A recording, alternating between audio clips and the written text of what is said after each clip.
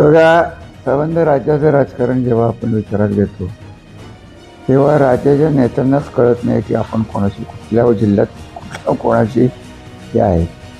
तशीच साधारणतः परिस्थिती आज इथं आहे.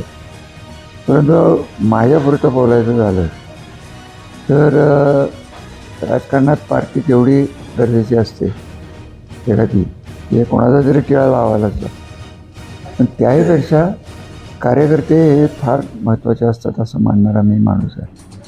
त्यामुळे जो काही निर्णय होईल तो माझ्या कार्यकर्त्यांच्या, ते फलटणचे असतील, कोरेगावमधले असतील, नाही तर खंडाळ्याचे असतील किंवा अन्य इतर कुठले माझ्या ओळखीचे, त्यांचा भल्याचा आणि भविष्याचा विचार करून समविचाराची जिल्हा परिषद कशी राहील यासाठी मी पावलं टाकणार आहे.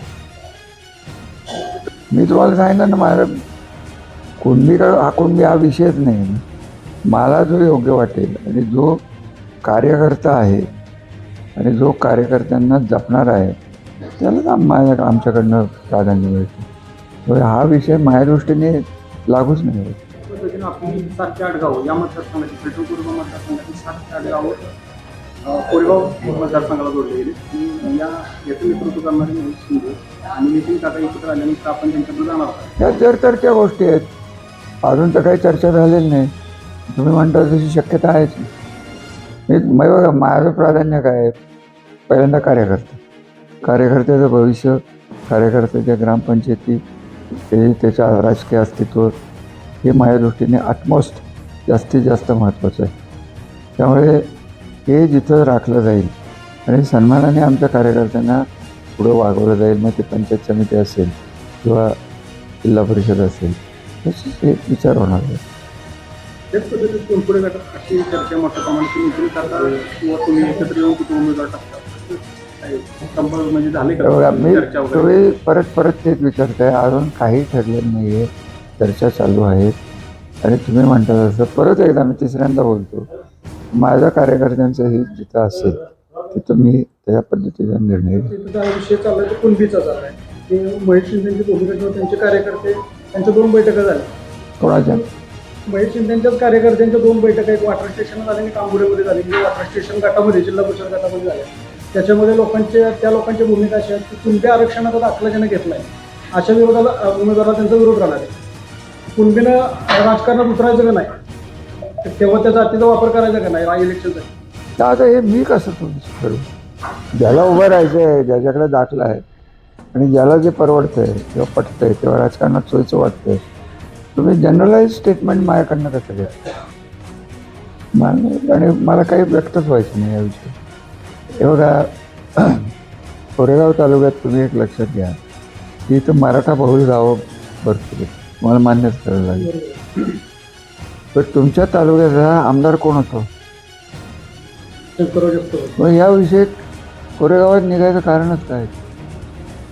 आमच्याकडं लिंगायत समाजाचे सभापती काळेसाहेब 12 वर्ष होते. त्यामुळे मी काय असा विचार करत नाही कुणबी अनकुणबी. कार्यकर्ता मेरिटवर आणि त्याच्या गुणावर ठरवला जातो, त्याला संधी द्यायची म्हणून.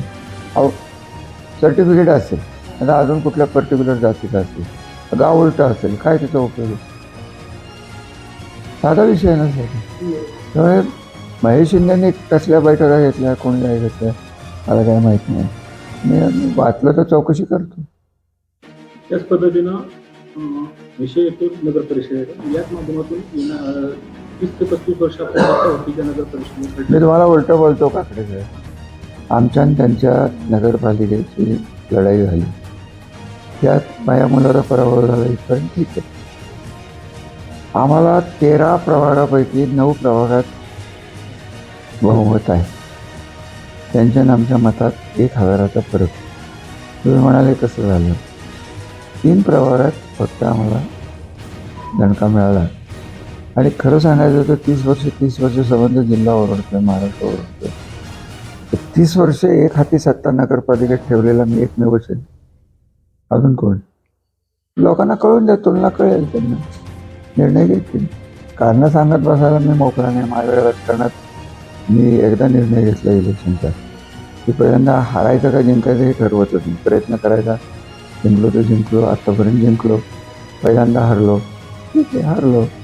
आम्ही स्वीकारून विरोधी भूमिका घेऊ, आम्ही लक्ष ठेवू काय चाललंय.